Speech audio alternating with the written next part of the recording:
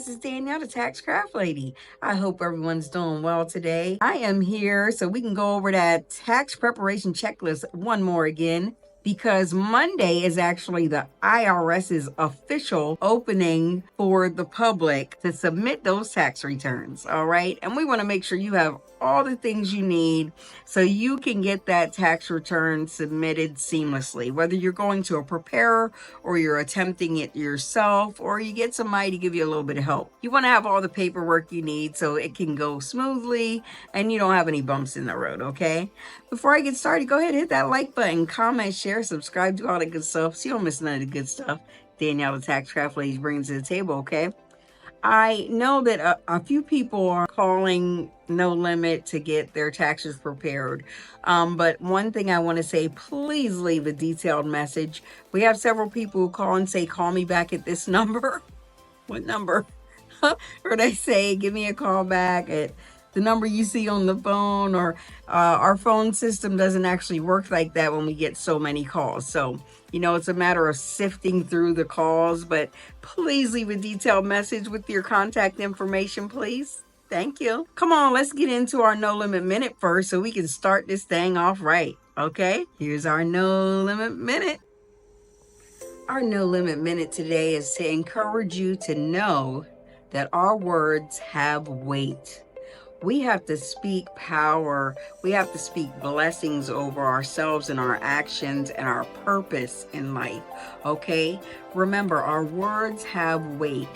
If somebody keeps telling you as a child, you're dumb, you're dumb, you're dumb, you're dumb, you're going to get that mindset that you're dumb.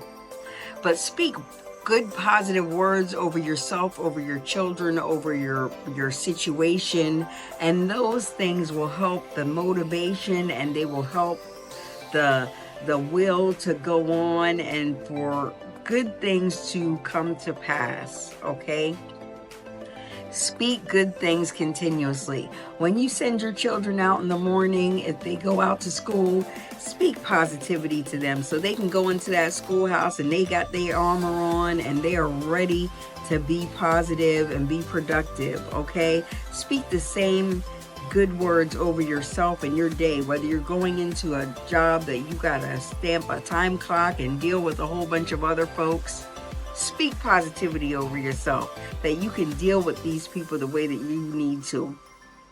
If you work from home, speak positivity to keep your motivation up, to keep your will up, so you don't go get back in that bed and get under them covers, okay? Your words have weight. Just know that, okay? That's our No Limit Minute. Okay, love bugs, let's go over this tax preparation checklist, okay? So when you go get those taxes filed, you have everything you need, okay?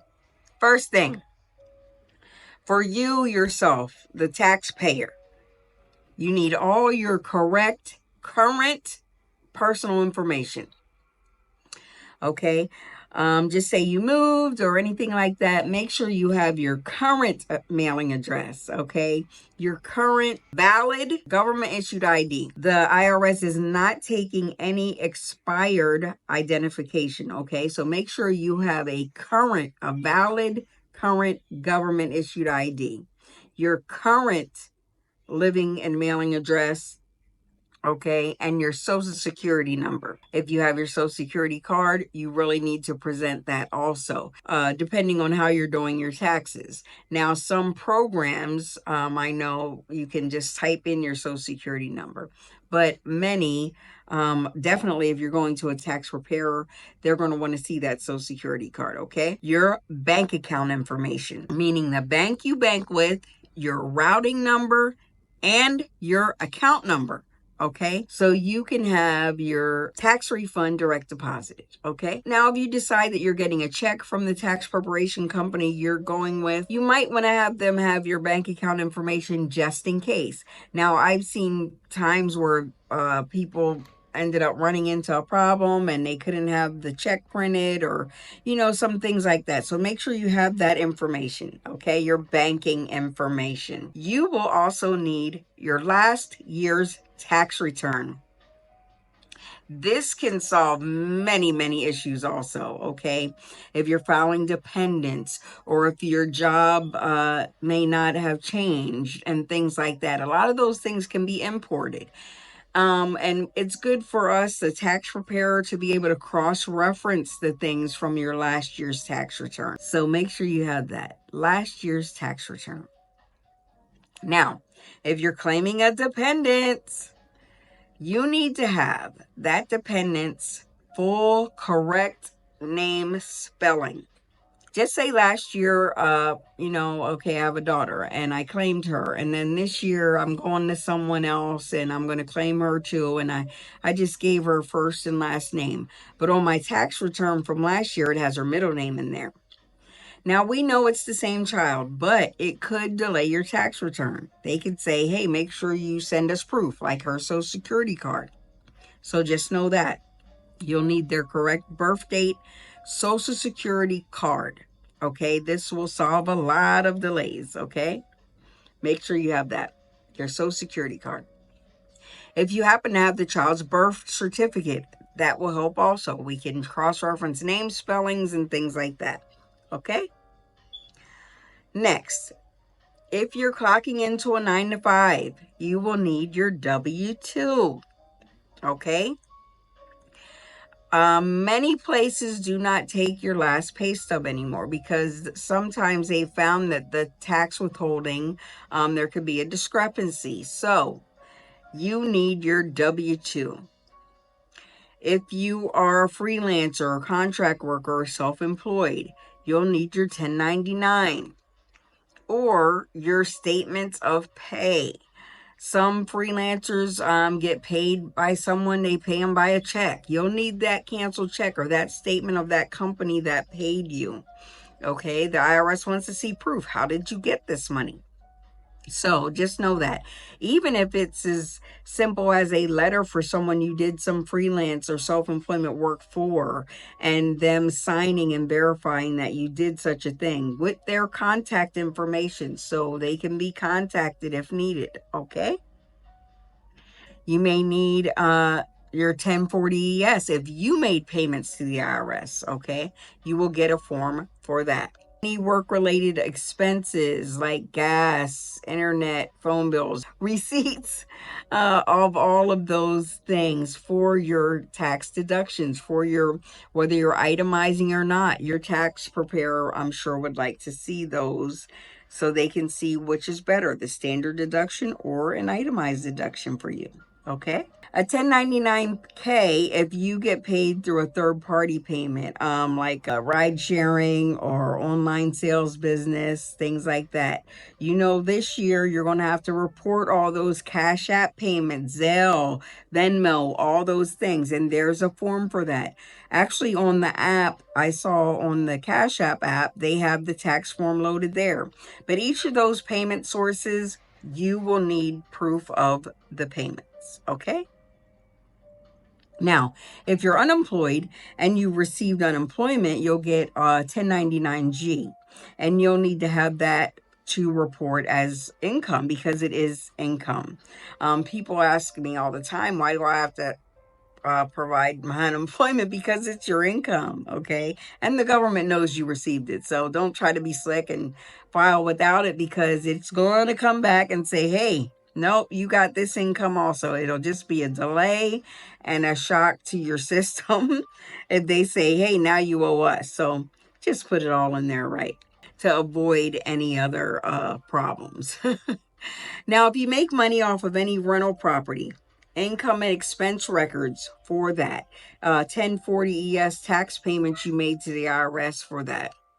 Also, and standard information on the property, like how much it costs, the rent, and when you started renting it, okay?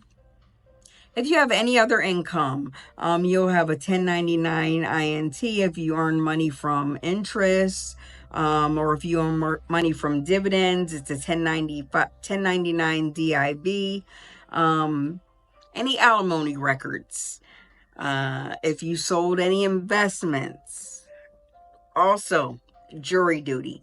If you participated in jury duty, there's a slip they'll give you. You can request that slip to get to use for your taxes because you get paid for jury duty. Okay. Now, also, if you made any money off of a property sale, that's a 1099-S or a 1099. It may be a new form, but you'll receive a form for that. And you can actually request that from a realtor if you went through a realtor also. Now, other things, student loans.